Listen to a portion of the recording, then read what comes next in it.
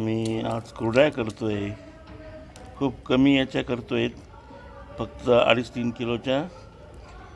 कारण की ऊन खूप आहे आणि बाहेरही भेटतात कुरड्या, पण स्वतः बनवलेल्या खूप चांगल्या असतात.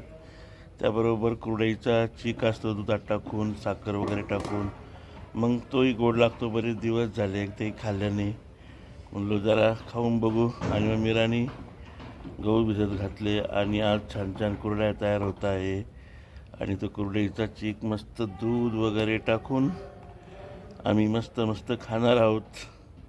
ऊन खूप आहे आणि या भर उन्हामध्ये मीरा कुरड्या करते.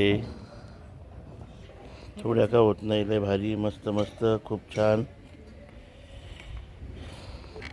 हे बघा, या 2 यांना मी काढलेले आहे. सोपं नाही राहत.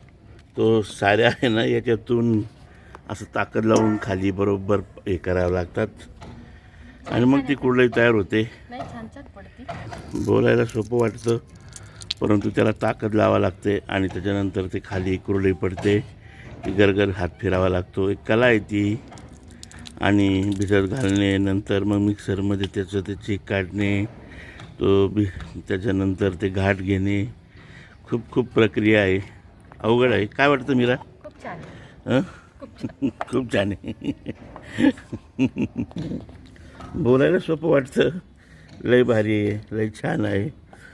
तिलाच माहिती कसं करायचं, काय करायचं. सकाळी लवकर उठायचं आणि खूप छान आहे म्हणतोय.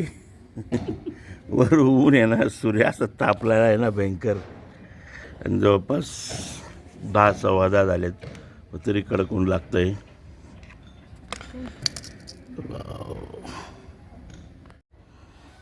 एकटीच उठली कुरड्या करायला, कारण कामाचं टेन्शन असतं.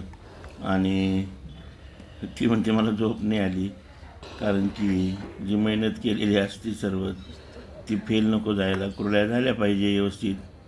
आणि मग म्हणलं चला आज सुट्टी आहे, शनिवार, आपणही मदत करूया.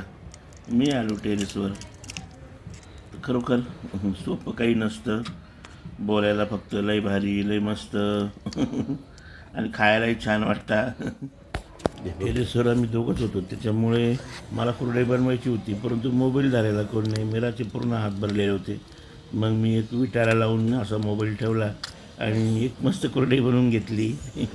आनंद घेतला मस्त छान छान.